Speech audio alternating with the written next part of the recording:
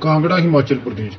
यहां भाजपा के राष्ट्रीय अध्यक्ष जगत प्रकाश नड्डा के आरएसएस के खिलाफ बयान के बाद उनके अपने ही प्रदेश के करीब 2 दर्जन से अधिक नेता बीजेपी के खिलाफ मोर्चा खोलने की तैयारी कर रहे हैं। पूर्व सांसद एवं पूर्व में भाजपा के प्रदेश उपाध्यक्ष कृपाल परमार सहित कुछ अन्य नेता इस टीम की कमान संभाल रहे हैं। कृपाल परमार ने मीडिया वार्तालाप में क्या कहा, देखते रहें पवन धीमान की रिपोर्ट और बने रहें प्राइम न्यूज नेशन के साथ। 6 हम जीते तो यार 4 तो मोदी जी ने जिता लिए, 2 कांग्रेस की गलती से जीत गए और 4 आप हार गए। और तो और जिस तरीके से राष्ट्रीय अध्यक्ष श्री जगत प्रकाश नड्डा जी ने लोकसभा के चुनावों के बीचों बीच आरएसएस के खिलाफ उन्होंने बयान दिया, कोई कैसा भी पॉलिटिशियन हो उसको इतनी समझ होती है यार भी अभी मैंने इस बंदे से वोट लेने मैं ना कुछ करूं, किसी के 2 वोट। जिस तरीके से राष्ट्रीय अध्यक्ष श्री जगत प्रकाश नड्डा जी ने लोकसभा के चुनावों के बीचों बीच आरएसएस के खिलाफ उन्होंने बयान दिया, कोई कैसा भी पॉलिटिशियन हो उसको इतनी समझ होती है यार भी अभी मैंने इस बंदे से वोट लेने मैं ना कुछ करूं, किसी के 2 वोट भी हो तो उस परिवार में अगर पता भी होगी वोट नहीं देगा तो भी उसके सामने हाथ जोड़ता है, यार फिर देख लो गलती फलती माफ करना, वोट दे देना। एक ऐसा संगठन जिससे विचार की प्रेरणा लेकर हम लोग काम करते हैं, ऐसा संगठन जिसको हम लोग मातृ संगठन कहते हैं, ऐसा संगठन जिसके करोड़ों फॉलोअर हैं, ऐसा संगठन जो चुनाव के दिनों में बीजेपी के लिए वोटर को वो पोलिंग बूथ पे लाने का काम करता है, उसके चुनाव के बीचों बीच राष्ट्रीय अध्यक्ष का कहना कि हमें अब संघ की जरूरत नहीं है, मेरी समझ से परे की बात है। मुझे अफसोस है कि मैं नड्डा जी को यही कहूंगा कि तू मेरा दोस्त है, सारे जहां को है मालूम, गलत एक चीज तो शर्मा ले। जिस तरीके से आप लोगों ने संघ के साथ आचरण किया है, भारतीय जनता पार्टी का हर कार्यकर्ता शर्मिंदा है। मैंने जब बयान दिया था तो हिमाचल प्रदेश से एक बयान आया कि कृपाल परमार भ्रमित करने का प्रयास कर रहे हैं। मैं उस भाई साहब से पूछना चाहता हूं कि मैं अगर भ्रमित करने का प्रयास कर रहा हूं तो आप कार्यकर्ताओं का मार्गदर्शन करें और प्रेस में आएं और कहें कि हम राष्ट्रीय अध्यक्ष जगत प्रकाश नड्डा जी के इस बयान का समर्थन करते हैं। अगर हिम्मत है तो ये बयान दें। आपको किसी समय दुर्बल जी का भी सारथी कहा जाता था।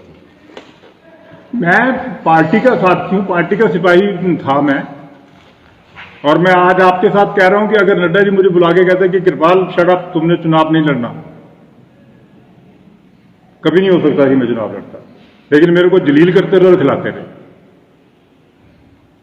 आदरणीय मोदी जी का फोन भी करवाया तो विड्रॉल के बाद करवाया, और तब तक मुझे पूरा वो कर लिया हुआ था जी कि नाटू 29 तारीख को विड्रॉल थी, 30 को 12 बजे आदरणीय मोदी जी का फोन आया, मेरे, और मैं आज क्लियर करना चाहता हूं कि मोदी जी से मेरे फोन पे बात नहीं हुई थी, जिसके फोन से बात हुई थी वो भी मुख्यमंत्री का और नड्डा जी का बंदा है। ठीक है, अगर वो बात हुई, हमने रात को फैसला किया कि कल हम आपको इमीडिएट तो कुछ करने की जरूरत नहीं थी, रिटायर होना था। हमने कार्यकर्ताओं को इकट्ठा करेंगे लंच पे, वहां पर ये बात रखेंगे और फिर हम चुनाव से हट जाएंगे। 30-31 को जिस दिन मैंने चुनाव से हटना था, 11 बजे मुझे नड्डा जी का फोन आता है। मैं नड्डा जी के साथ गर्मा गर्मी होती है मेरी, लेकिन मैं उनको कहता हूं कि हमने दोपहर के खाने पे हमने इकट्ठे होंगे और हम फैसला करके आपको 2 बजे बताते हैं, मैं मैनेज कर लूंगा। नड्डा जी के फोन रखने के 15 मिनट के अंदर अंदर मेरे फोन पे पार्टी ऑफिस से सीधा फोन आया कि आपको पार्टी से निष्कासित कर दिया। जिस कार्यकर्ता के साथ देश के प्रधानमंत्री बात कर रहे हैं, देश का राष्ट्रीय अध्यक्ष बात कर रहा है, प्रदेश के लोगों ने क्या राष्ट्रीय अध्यक्ष को पूछे बिना मुझे निष्कासित कर दिया होगा?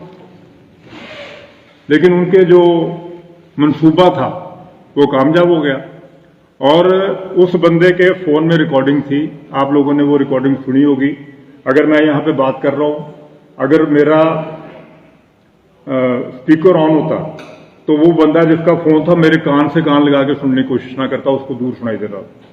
अगर मेरी बगल में बैठे हुए व्यक्ति को सुनाई नहीं दे रहा तो 10 गज से दूर रिकॉर्डिंग करने वाले के रिकॉर्डर में मेरी आवाज आ सकती थी, आदरणीय प्रधानमंत्री जी की आवाज नहीं आ सकती थी। उस फोन में से रिकॉर्डिंग को उठाया गया, उस वीडियो को जोड़ा गया, और जब मैं नहीं हटा तो फिर ये बताने के लिए कि ये फोन मेरे लिए किया गया था, उस कैसेट को, उस वीडियो को, ये भी नहीं देखा कि इससे प्रधानमंत्री की कितनी उनको कितना बुरा लगेगा, उस वीडियो को उन्होंने जारी किया। तो इन सारी चीजों के बाद जहां इतना छल कपट है, तो मैं ठीक है, अगर मैं पार्टी से 2 कदम बाहर भी बैठा हूं तो कोई दिक्कत नहीं है।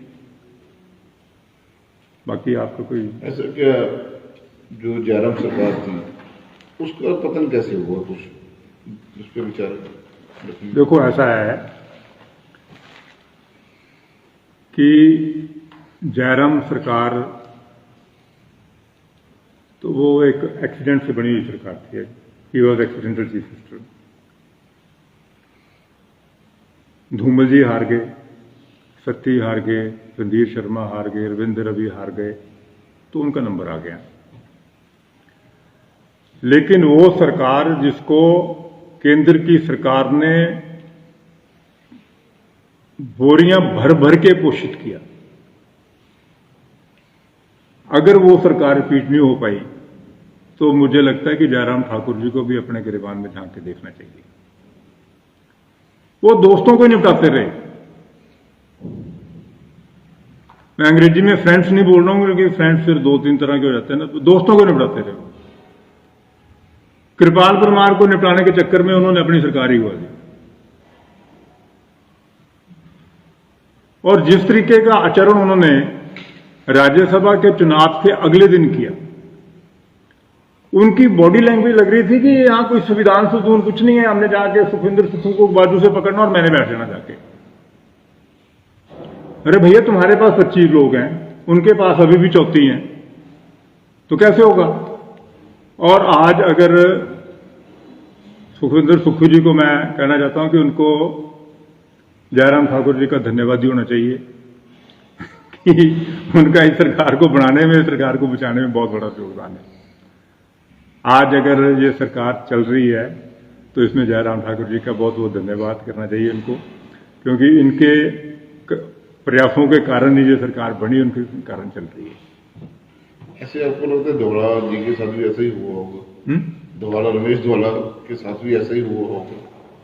उनके वो भी कहते हैं नहीं, सबके साथ ही ऐसा। देखो, ऐसा है कि मैं बड़ा स्पष्ट आदमी हूं कि जो पार्टी में आया है उसने एक दिन रिटायर होना है, और उसको रिटायर करने का कोई तरीका होना चाहिए। सरकार में कोई एम्प्लॉय होता है, उसको भी वेलफेयर देते हैं और फेयरवेल पार्टी देते हैं। तो किसी को जलील करके जब आप निकालते हो तो दिक्कत होती है। कम से कम मैं ये कह रहा हूं कि मैंने यहां नीचे से लेकर, जहां के संगठन मंत्री से लेकर राष्ट्रीय संगठन मंत्री तक, राष्ट्रीय अध्यक्ष तक, मैंने उनको ये कहा कि जी मेरे से तो कोई दिक्कत है, मेरे से गलती होगी तो मेरे को एक रिस्पेक्टेबल एग्जिट दे दो। मुझे प्रदेश में काम नहीं करना, अगर मुझे लगता है कि मैं राष्ट्रीय स्तर पे काम करता हूं, राष्ट्रीय एग्जीक्यूटिव का मेंबर बना दो, मुझे नहीं चाहिए कुछ भी। लेकिन उन्होंने मुझे जलील किया और करते रहे। और सबसे बड़ा मलाल ये था कि, और मेरी त्रासदी ये थी कि जब मैंने प्रधानमंत्री जी से भी ये बात की तो उन्होंने कहा कि ऑर्गेनाइजेशन का मैटर है, आप नड्डा जी के पास जाओ। और मुझे पता था कि नड्डा जी के पास जाके क्या होना है, और वही हुआ, और वो बाकी आपके सामने है। आजकल आप क्या कर रहे हैं? बस हिमाचल प्रदेश तो क्या, हिंदुस्तान के जो बड़े बड़े राजनीतिज्ञ हैं, बड़े बड़े वकील हैं, उनकी समझ में भी नहीं आया कि ये चुनाव क्यों हो रहा है। क्योंकि ये तीनों विधायक निर्दलीय थे। पहले वो कांग्रेस को सपोर्ट करते थे, किसी को कोई दिक्कत नहीं थी, कोई पृष्ठभूमि का सवाल नहीं था। उसके बाद जब राज्यसभा का चुनाव आया तो उन्होंने बीजेपी को सपोर्ट किया, वो कर सकते थे, कोई दिक्कत नहीं थी। कांग्रेस के 6 लोगों ने व्हिप का उल्लंघन किया, उन पर कानूनन जो था वो दल बदल का जो उसका चलता था वो चला, उनको निष्कासित किया और उन्होंने चुनाव लड़ा। लेकिन किसी के दिमाग में या किसी के दिल दिमाग को ये बात पच नहीं रही है कि हिमाचल की इन 3 विधानसभा क्षेत्रों में क्यों चुनाव हो रहे हैं।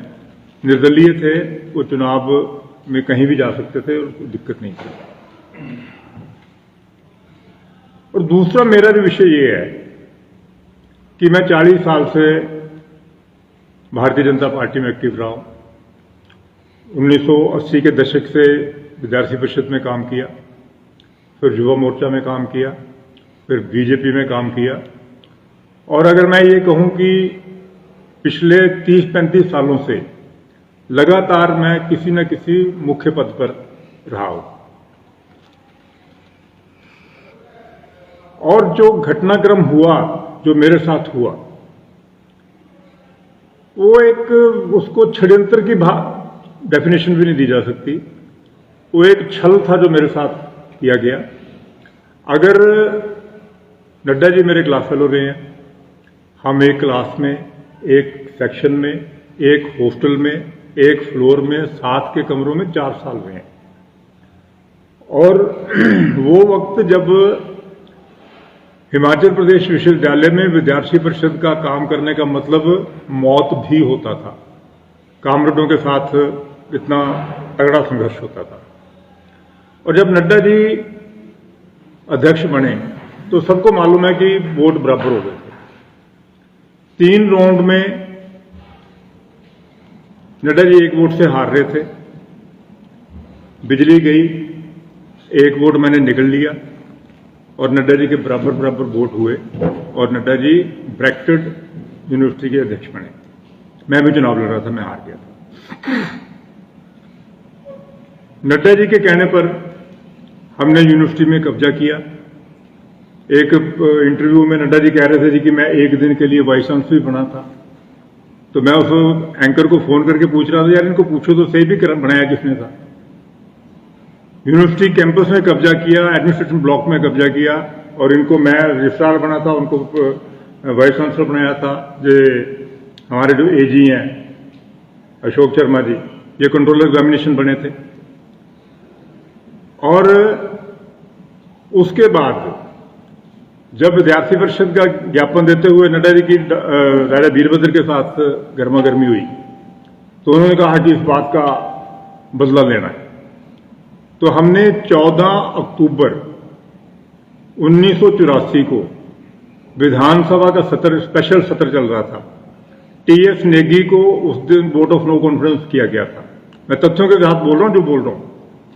और मैंने 4 लोगों को लेके विधानसभा में हंगामा किया था और हमको 4-4, 5-5 दिन की सजा हुई थी। उस साथी के साथ उन्होंने ऐसा किया कि जब वो राष्ट्रीय अध्यक्ष बन गए, मैंने 2017 में चुनाव लड़ लिया। उसके बाद उन्होंने मेरा जीना हराम कर दिया।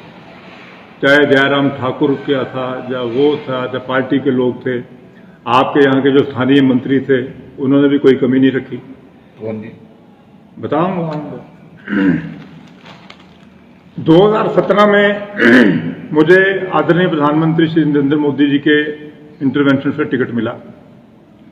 वो हिमाचल के लोगों को पचा नहीं और मेरे खिलाफ षड्यंत्र होना शुरू हुआ।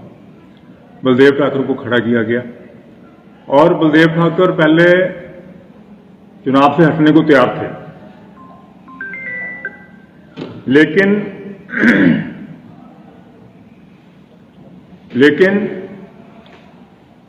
एक बहुत बड़े नेता ने उनको फाइनेंस भी किया और ये कहा कि ये हार जाएगा, सुजान सिंह जी बीमार हैं, तो अगले चुनाव जब भी होगा टिकट तुम्हें मिलेगी। आज मैं बड़ी जिम्मेवारी के साथ बोल रहा हूं कि वो प्रॉमिस पूरा किया। मैं हार गया, सुजान सिंह जी का देहांत हो गया और बलदेव ठाकुर को, जिसके साथ किसी बड़े नेता ने कमिटमेंट की थी, उसको टिकट मिला, उसने चुनाव लड़ा। चुनाव से पहले मैंने मुख्यमंत्री जी को, पार्टी के लोगों को कहा कि सरकार में मेरी कोई भागीदारी हो, तो व्यंग से कहते थे जी कि तुम्हारा फैसला तो पीएमओ में होता है। यहां तक कि दूसरे राज्यों में छोटे छोटे कार्यकर्ताओं को चुनाव की ड्यूटी लगाई गई। मेरी ड्यूटी गुजरात में लगी थी पीएमओ के कहने पे, तो उन्होंने कहा कि जी आपको तो पीएमओ से ड्यूटी लगती है, इसलिए कहीं नहीं लगाई गई ड्यूटी। मुझे किसी बोर्ड कॉरपोरेशन का मेंबर तक नहीं बनाया गया। और तो और जब सरकार की तरफ से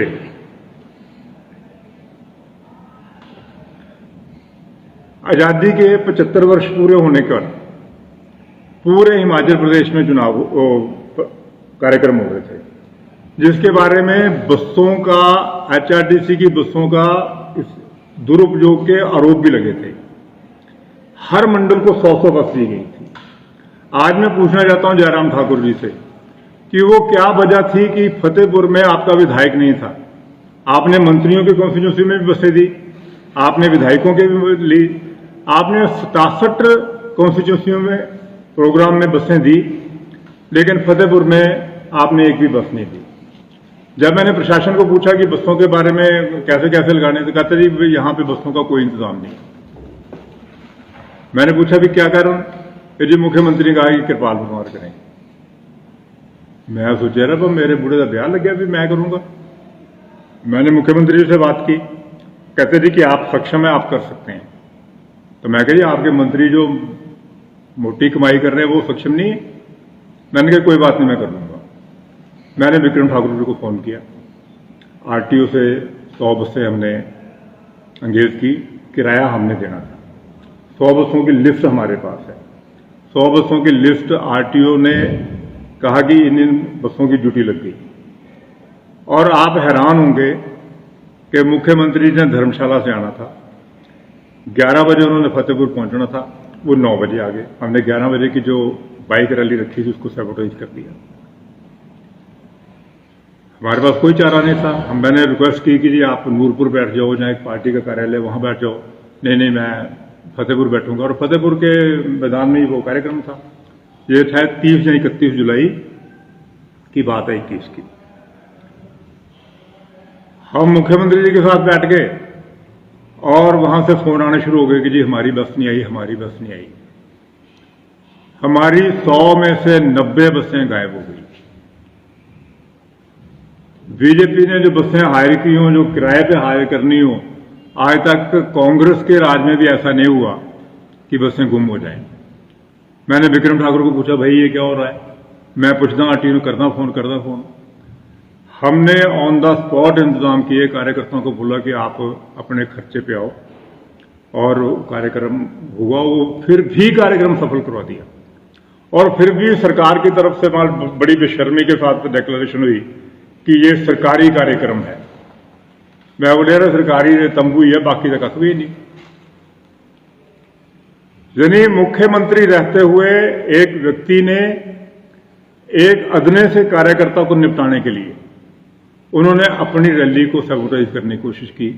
जब फिर भी सैबोटाइज नहीं हुई तो उन्होंने एक नकली सर्वे रिपोर्ट बनाई और उसमें लिखा कि कृपाल परमार का मंडल अध्यक्ष, महिला मोर्चा की मंडल अध्यक्षा, जिला का फलाना आदमी, ये 4 लोग जो हैं वो पंचायती राज का चुनाव हार गए हैं। मैंने मुख्यमंत्री जी को पूछा, मैंने कहा जी पंचायती राज का चुनाव ये हार गए हैं, ये रिपोर्ट में मेंशन है, लेकिन वहां पर पहली बार बीडीसी जो है अध्यक्ष और उपाध्यक्ष दोनों निर्विरोध चुने गए हैं, उसका चर्चा नहीं है। वो जो 27 बीडीसी मेंबर हैं उसकी चर्चा नहीं है। हमारे 35 के करीब मैं के विधायक